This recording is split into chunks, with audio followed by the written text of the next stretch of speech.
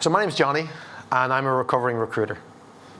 I've been in the recruiting industry for about 19 years. I worked in agency recruitment for approximately 10 years of those, different parts of the world, and I run a software company that provides learning solutions to different organizations in recruiting. And what I see today is different to what I saw 10 years ago. I have the benefit these days of working with tons of great companies, great recruiters, and I get to see what's happening in different parts of the world. What's different, but also what's the same. I want to share some of that with you. So I want to start this story with a bit of insight in terms of, to take you back, I guess, a little to where recruitment used to be when most of us started, and certainly when I started in recruiting. So when I started in recruiting looked a little bit like this.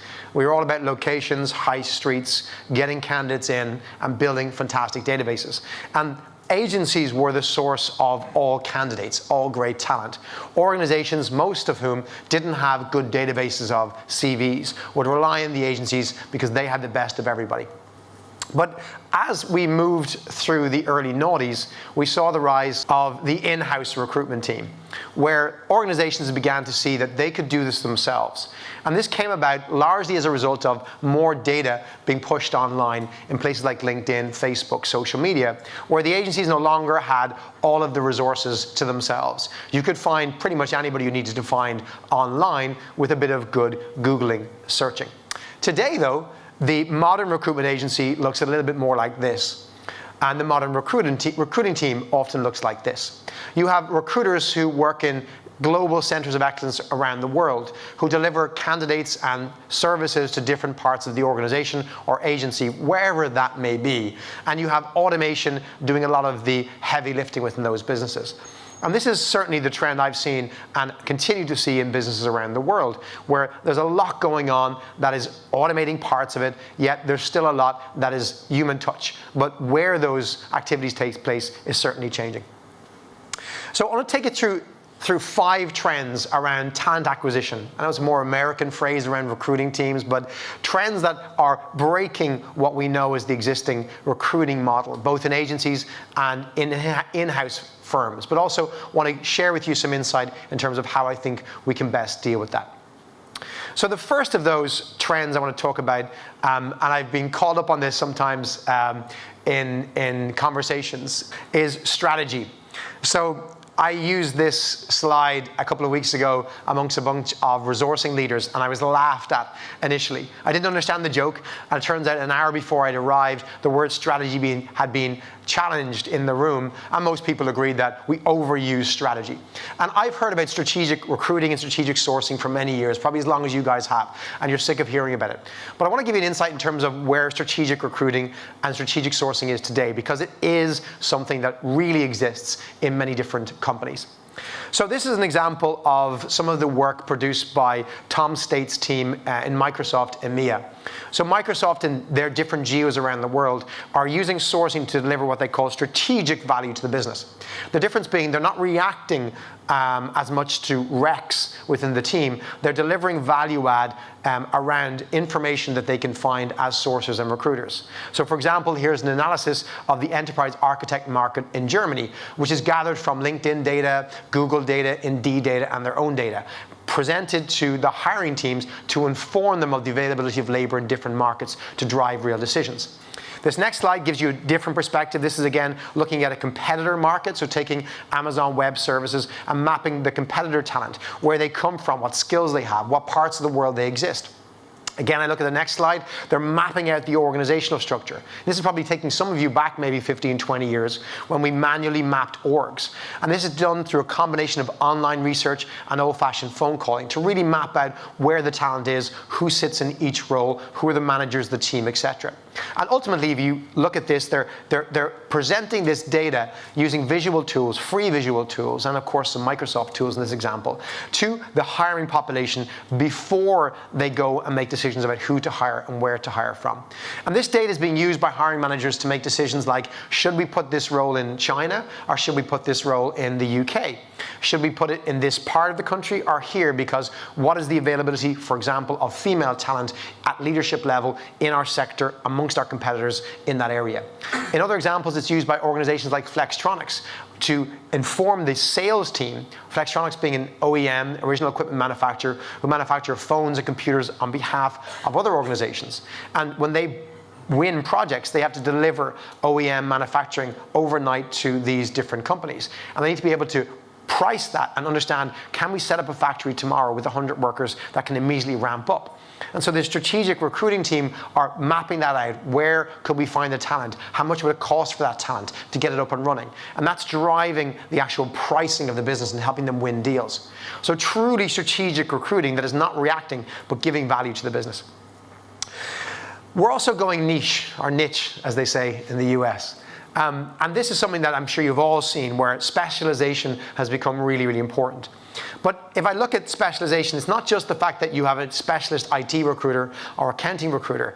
The job of recruiter no longer exists. Recruiter as a job title encompassed many things when I started, and some of you would have started in recruiting. Now you have all sorts of roles working within the recruiting team. If you look at this next slide, and do one more click here, I'll focus you on this job title list here. This is a recent onboarding document we use at one of our customers. They're onboarding their recruiting team to our learning platform, and we need to know who are the team. And these are the different job titles that exist in a 400-person recruiting team. There are about 20 odd job titles, different specialists from employer branding, graduate recruiting, sourcing, technical expertise, leaders. No longer is there just a team of recruiters. These are different individuals who are responsible for different parts of the process.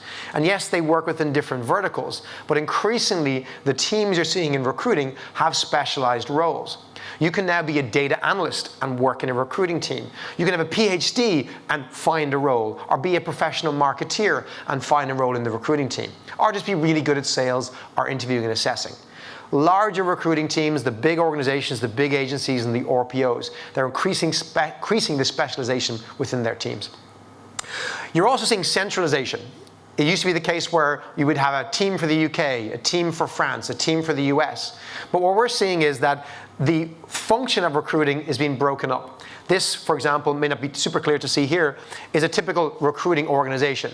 And the flow is, we've got sourcing and advertising at the top, screening and response handling all the way through to recruiter screen, assessment and interview, offer negotiation and onboarding. Fairly typical flow of the recruitment process. But you'll see that different parts of it are being outsourced and centralized. So we're seeing that the sourcing and screening is being centralized, typically globally, often outsourced to an RPO provider or specialist who just performs that task and maybe charges, for example, per candidate on a qualified shortlist. And this is typically fulfilled by graduates, people who've never done recruitment before, trained as researchers within 2 to 4 weeks up and running and delivering the same value as an experienced recruiter within 3 to 6 months. We're also seeing on the inbound attraction side, specialist teams that are driven by marketing. Marketeers driving marketing strategy to attract talent to organizations. Matt Jeffrey, who'll be on the stage later on with SAP, has really done a great model globally within SAP, where for those employer branding services, for writing great job ads, for running campaigns, they charge the business. It isn't just a service you use whenever you want. There's an internal charge for their services because they're a professional team of marketeers who are doing the work of organizations like TMP used to do in the past as outsourced providers in-house. You're also seeing specialism around areas such as the interviewing and response handling. Response handling all being automated or outsourced because it's a volume activity, admin driven, and the specialist teams. And as you go further through the list, you see in that recruiter screen area, we see that it's a much higher touch. This is where traditional recruiters are moving towards.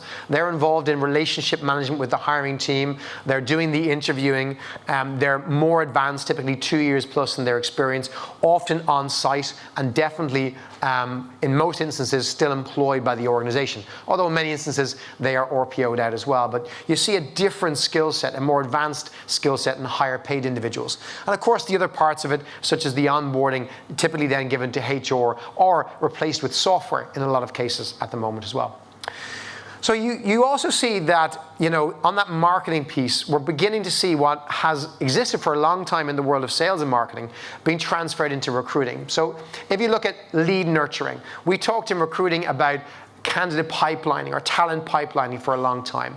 And a lot of it is just, to be frank, bullshit. You have recruiters talking about this long-term pipeline, having people ready to go for the business whenever we need them. And they don't really have a clue what they're doing. In the sales world, we call this lead nurturing. We need to have sales ready for this, leads ready, prepped and primed to sell to for the sales team. And it's a specialist role.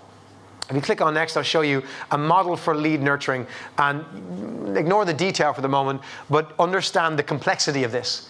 There's a lot of complexity. It's a specialist role. Marketeers get this. They've been using this model for 5 to 10 years. And essentially it's using email marketing tools, technology dropping cookies in browsers to serve different content to different individuals with calls to actions that require them to click on different things. And depending on how they interact with the piece of content, you understand, is that person more likely to be interested in a job or less likely? What kind of jobs are they interested in? Are they going to be somebody who could refer talent to you? Or are they interested in positions within your organization or your candidate's organization and our client's organization? But critically, this whole lead nurturing process sits outside of the recruiting team. The recruiting team never see people in this funnel until they're ready, until they're recruiting ready near the bottom. And then they go into your ATS with a flag saying, this person's ready to talk to you about these types of roles, this type of location. And there's great software out there doing this today. It's a simple process. It has been done before in the sales world. It's not difficult to do in the recruiting world. But the software providers like Clinch, Beamery, other companies, they've begun to do this in the recruiting world. Less sophisticated than the online marketing tools like Pardot and HubSpot that other organizations use in the sales world, but easily turned on and integrated with your ATS that you're probably already using to give you the 90% of candidates who never apply to your jobs all of a sudden become potential talent in your talent pool. You're understanding what they're doing online and their behaviors, and then putting them into the ATS as and when they do other activities like read a blog, share a piece of content, but not necessarily apply for a job. And also we're looking at the final piece, which is automation in general. So we click one more on there. By the way, sorry, quickly mention that last slide was PepsiCo are doing this as well around marketing automation to deliver more ready talent around volume sourcing, moving away from the high touch model to a low touch model. And automation, of course, we always hear about AI. You're no doubt going to have an AI talk today because it is changing recruiting. But AI doesn't need to be scary, so it's not about robots taking our jobs. In this model, a lot of people fear the robots are taking over. They will be doing the job of our recruiters, and there's a resistance to technology moving into recruiting teams.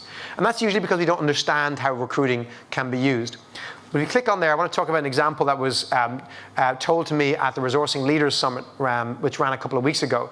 And Chris Ray, who's from Anchor Trust there, was talking about how they're a healthcare organization.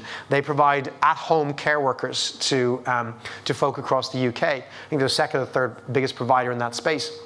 And they've used bots, chat bots on their website, not to replace recruiters, but to deliver a higher value add in the process. They were getting about 80% abandonment in the apply process because of a poor ATS, which many of us typically have. And 80% of candidates who started to apply would then disappear.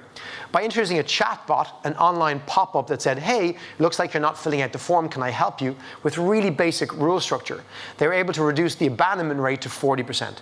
That's nearly doubling the amount of candidates that already are on their site that turn into CVs in the ATS the following morning when they come in.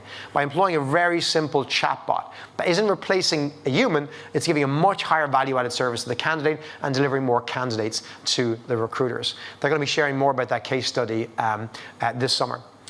And then if you look at kind of all these themes together, you understand there is a pattern here. And the pattern I see is the teams that we have, we need to expect them to move on and start operating at that higher, more strategic level. We need them to become more specialized. So they need to be inch wide, mile deep in their specialism, their expertise. It's hard to survive as a 360-degree recruiter today. We need to leverage scale where we can. Marketing expertise, put them together. People who interview and assess and work on site with hiring managers, put them together. They can share better knowledge and become fantastic. If you can outsource a delivery model to a lower cost area, you can do that and still maintain a virtual presence through Skype and chats and still deliver the same value-added service to your clients or hiring managers. Marketing and lead nurturing needs to be developed as a skill. You shouldn't just try and teach that recruiter a bit of marketing because she loves social media. Hire a professional. Build a professional team around that with real ROI measurement on their activities. And we need to adapt and embrace technology and figure out where in our process it can deliver a higher value add. But to me, the big thing that kind of transcends all of those is that today's skills in recruiting organizations are not tomorrow's needs. And the pace is going to keep accelerating, and we're not unique to this in recruiting, this mismatch of the skills we have today with tomorrow's needs. And if you look at the wider stats, and if you want to look at this kind of area, I recommend Josh Burson by Deloitte, and his research that his team publish quite regularly. Josh spoke at a conference in San Francisco, as that last week, talking about how 71% of employees feel that they need to continuously learn new skills in all areas of employment because they're becoming outdated. And in this area, Josh separates the idea of micro-learning versus macro-learning. Macro-learning is probably what you're most familiar with. Let's send them on a course. Let's send them on a degree. And that's fantastic when you have somebody joining a new role for the first time. You're onboarding in a brand new role, or you're promoting them. Macro-learning is really good. Go on a course. But micro-learning is what most people need most of the time. They don't need to go on a course. They have a particular problem they need to solve right this minute. And we typically YouTube or Google for these answers. But if you look at where you can fit in this learning, it's understanding that learning has different shapes and forms. Macro learning is great for getting someone up and ready in a new job, but then they need support once they become pretty good at the job with micro learning. When they get to the point where they say, I'm really good at this stuff, I don't need your help. Well, they don't need a course. They don't need to go off to college or do a big 10-hour program. They need help with very specific problems as they work. And this is where we're seeing the massive shift between how you accelerate someone's learning once they're up and running and experienced. And this is where I have a passion. And it's looking at learning in all its shapes and forms and realizing that the only way that we can deal with the future workforce, the future skills gap, is to deliver on the needs of our teams, to make sure that they're ready and skilled for the future. They're adapting to change. They're anticipating the market. They're building better value for their clients, their hiring managers, or your clients. And fundamentally, we're using learning as a strategic lever to really grow our businesses and change the world of recruiting. Thank you.